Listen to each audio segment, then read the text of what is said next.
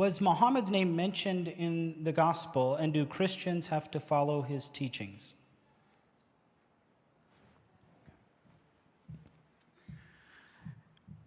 Muhammad's name is not mentioned in the Gospels as we have them now. The Quran says that Jesus had preached to his people saying, one will come after me, ismuhu Ahmad, whose name is Ahmed.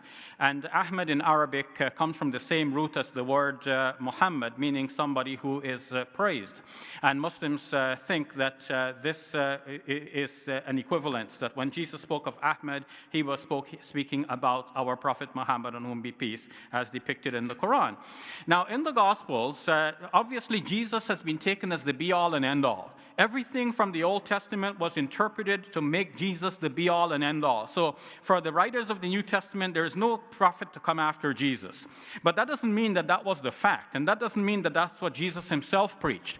In fact, we are finding clues in the New Testament that Jesus may have spoken about someone to come after him. We've already seen that John the Baptist was speaking about someone to come after himself, who is greater than both he and Jesus at the same time. Did Jesus speak about somebody? Yes. Jesus apparently spoke about a paraclete, and in Syriac, if this was written without any vowels, it would be paraklutos, or could be paraklutos, which means the same Ahmed, one who possibly is praiseworthy.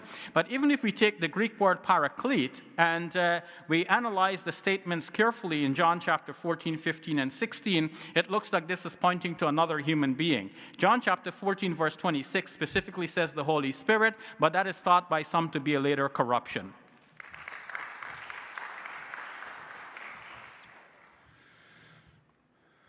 All right, well, since we're going to this passage, very interesting. So in John chapter 14, verse 16, Jesus says, I will ask the Father, and he will give you another helper, paraclete here. There's no manuscript that says paraklutos.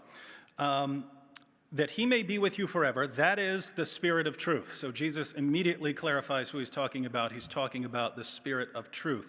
Now, why is this interesting? Well, if you go over to who sends him, John chapter 16, verse 7, Jesus says, but I tell you the truth, it is to your advantage that I go away. For if I do not go away, the Helper will not come to you. But if I go, I will send him to you. So, you Muslims, you believe that Jesus sent Muhammad? Jesus is the one who sent Muhammad? Who's the one who sent Muhammad? That's Allah, right? All right, well, Jesus says he's the one who sends the helper. If I go away, I will send him. So if Jesus is the one who sends the helper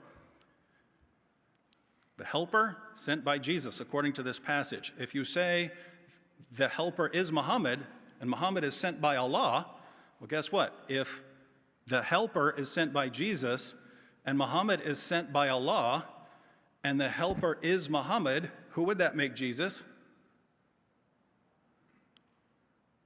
If the helper is sent by Jesus, and Muhammad is sent by Allah, and you're saying that the helper is Muhammad, who would that make Jesus? That would make Jesus Allah. So be careful how you use these passages.